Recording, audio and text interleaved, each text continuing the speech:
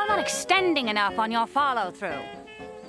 Follow-through is everything in golf, just like life. Haha, don't you find? Welcome to MsMojo, and today we're counting down our picks for the top 10 times actors nailed real people's accents perfectly. I'm gonna give Sonny Liston talking lessons, boxing lessons, and falling down lessons. For this list, we'll be looking at movie performances in which actors portrayed real-life people and perfectly captured their speech patterns. We'll only be considering performances in films, as those on TV shows deserve a list of their own.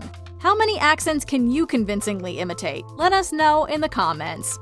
Number 10. Meryl Streep as Julia Child. Julie and Julia. It's never easy capturing a real person's voice accurately, but the great Meryl Streep continues to prove that for her, it is simply child's play. Her turn as the New Zealand-born Australian Lindy Chamberlain in Evil Angels was overwhelmingly praised. That is my opinion. Well, is there any doubt about it? Not in my mind. Is it merely your opinion, or is it something you know is a fact? Something my heart tells me is a fact. But one of her best performances came in 2009's Julie and Julia, in which Streep plays the widely celebrated chef Julia Child to pastry perfection. Child was known not just for her trailblazing recipes, but for her affluent mid-Atlantic accent and unique bouncy vocal rhythm. Welcome to the French Chef. I'm Julia Child. Today I'm going to show you how to make a real French omelet. Streep fully embodies all of this, crafting a voice that is nearly impossible to differentiate from that of the real-life Child. It came as no surprise when she earned her 16th Oscar nomination for the role. Do you know how to bone a deck? No, but that's exactly the sort of thing that I'm very interested in learning how to do. Number 9. Gary Oldman as Winston Churchill, Darkest Hour.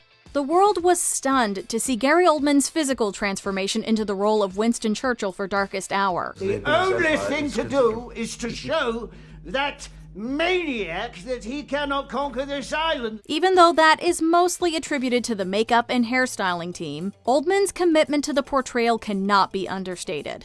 While Churchill was also English, Oldman famously had to relearn his native accent, having spent many years living in America. Let them see your true qualities, your courage, My poor judgment. your lack of vanity, Yeah, my iron will. your sense of humor. The process paid off, as Oldman fully commands attention in the shoes of the formidable British Prime Minister. Not only does he disappear into the role physically, he also nails the distinctive lisp and stutter in Churchill's speech. Men will still say, this was their finest hour. That and his deep emphasis on certain words. We shall go on to the end.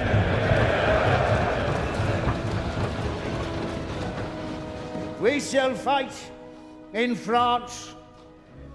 We shall fight on the seas and oceans. It was truly an acting masterclass. Number 8. Natalie Portman as Jacqueline Jackie Kennedy, Jackie. To prepare for the hefty responsibility of portraying former U.S. First Lady Jackie Kennedy, Natalie Portman buried herself in extensive research. She watched countless hours of videos, read around 20 biographies, and listened to recorded interviews of Kennedy. I used to worry about going into the White House. It'll be a goldfish bowl, the Secret Service, I'll never see my husband. Then you found out that, it was really the happiest time of my life. It was when we were the closest. In addition to all of that, Portman worked with a dialect coach to achieve the specific rhythms and distinctive vocal range that Kennedy was known for. I didn't do that program for me. I did it for the American people. Even for an Oscar-winning actress like Portman, this proved to be a challenge at first. But in the end, she perfectly captured Kennedy's old-time New Yorker cadence. From her delicate public voice to her deeper, more breathy tone in private, Portman skillfully pulls back the curtain on one of America's most iconic women. Inform them that I will walk with Jack tomorrow. Alone if necessary. Number 7. Jamie Foxx as Ray Charles, Ray. Prior to playing the great Ray Charles, Jamie Foxx was mostly known for his comedic roles on In Living Color and his own sitcom, The Jamie Foxx Show. If you really want to get with somebody, all you got to do is be yourself, right? Yeah! Well, squash that. Don't be yourself. He blew everyone away with his uncanny performance in Ray, which earned him an Oscar for Best Actor and catapulted his acting career. Fox fully immerses himself in the role, even going as far as gluing his eyes shut to give a more accurate portrayal of the blind singer and pianist. Think about it, Marlene. What do I need a light for? Well, you don't need to be cooking anyway. We brought you takeout from Oscar's. Well, get your money back. I got fried chicken right here. More than just a physical transformation, Fox draws from his own Southern heritage, nailing Charles's accent and unique raspy voice. But now, as I look back, though, John, I have to say all those things that my mom taught me when I was a youngster has paid off for me, truly. A master impressionist, Fox definitely also proved his worth as a phenomenal dramatic actor. Number 6. Rami Malek as Freddie Mercury, Bohemian Rhapsody. While working with a dialect coach for his portrayal of Freddie Mercury, Rami Malek devised his own system of adopting the Queen frontman's accent. Are you happy? I think it's beautiful. It's almost perfect. Almost. Yes, give it more rock and roll. As Mercury was from a Parsi Indian background, Malek first perfected his mother's Gujarati accent. He then proceeded to learn an accent that was half Gujarati, half British, then worked his way up from there until he had just the right mix of both. We'll mix genres, we'll cross boundaries, we'll speak in bloody tongues if we want to. But in order to capture the essence of Mercury's speech pattern, Malek also had to learn to speak with prosthetic teeth, as the rock star was born with 4 extra incisors. Just like his co-star Gwilym Lee does with Brian May, Malek nails every single quirk of Mercury's specific idiolect, totally earning his Best Actor Oscar. It's a knife edge that I like to tread on, which is good. The danger element is exactly what we need. Number 5. Philip Seymour Hoffman as Truman Capote. Capote.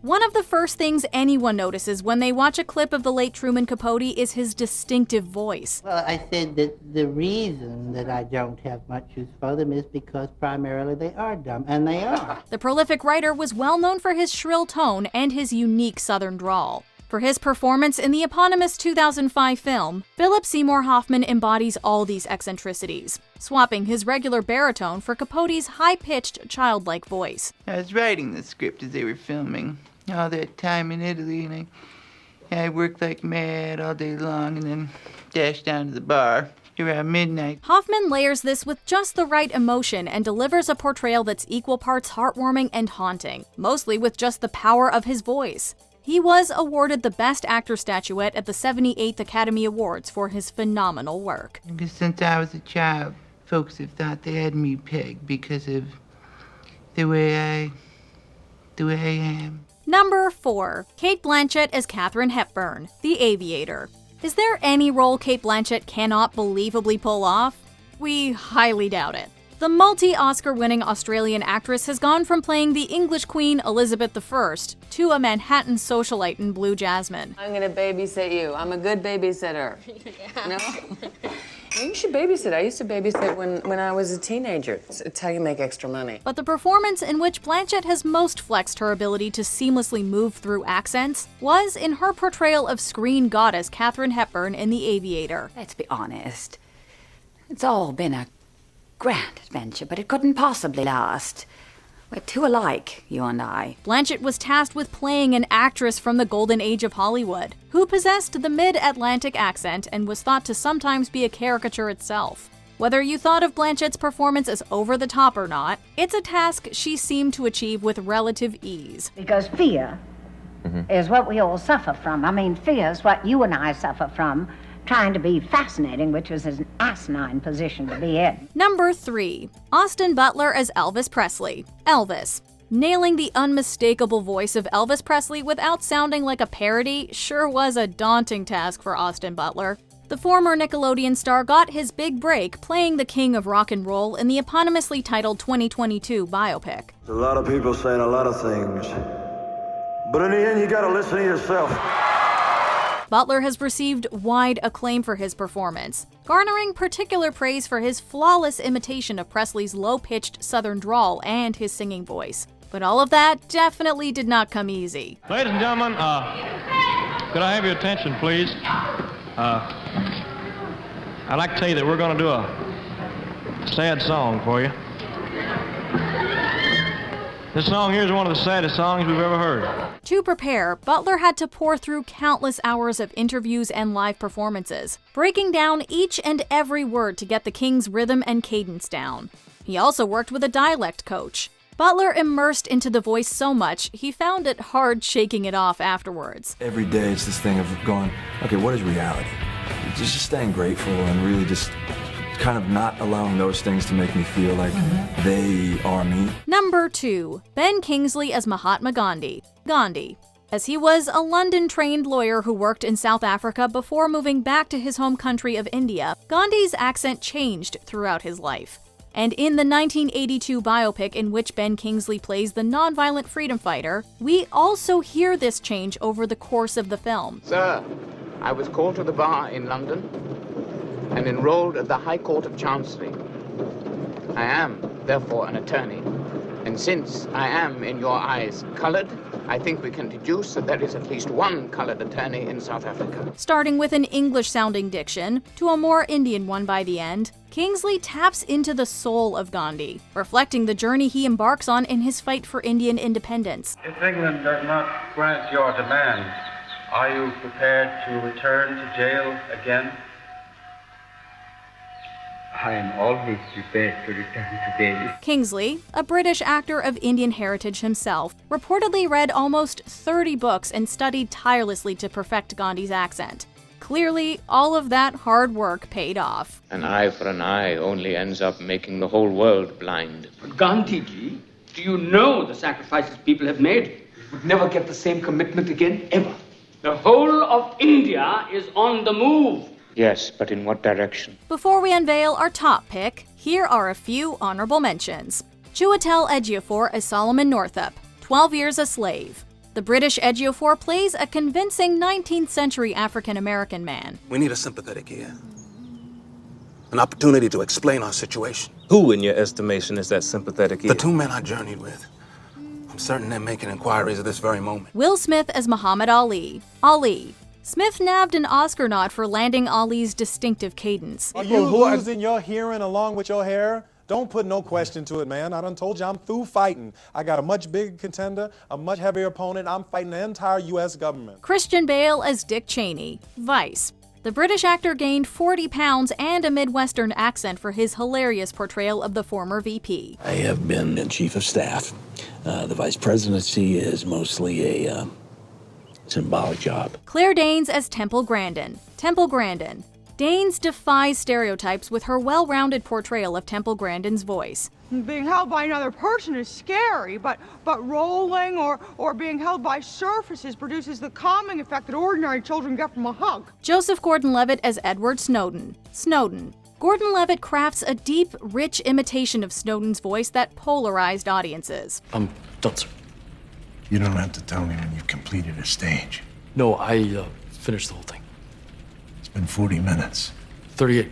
Before we continue, be sure to subscribe to our channel and ring the bell to get notified about our latest videos. You have the option to be notified for occasional videos or all of them. If you're on your phone, make sure you go into your settings and switch on notifications. Number 1. Forrest Whitaker as Idi Amin, the last king of Scotland. In portraying the ruthless Ugandan president Idi Amin, Forrest Whitaker knew he had a lot of responsibility on his shoulders. Together, we will make this country better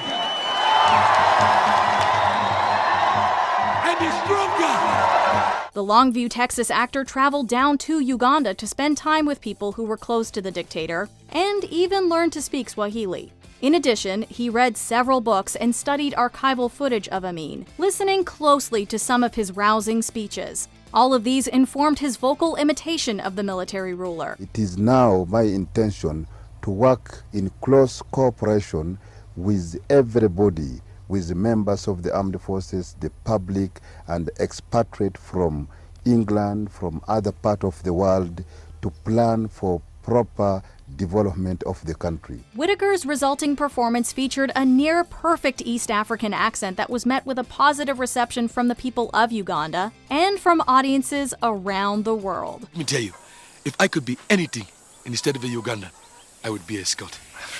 Like, really?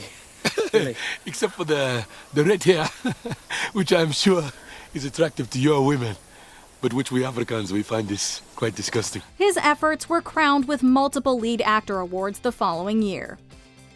Do you agree with our picks? Check out this other recent clip from MsMojo.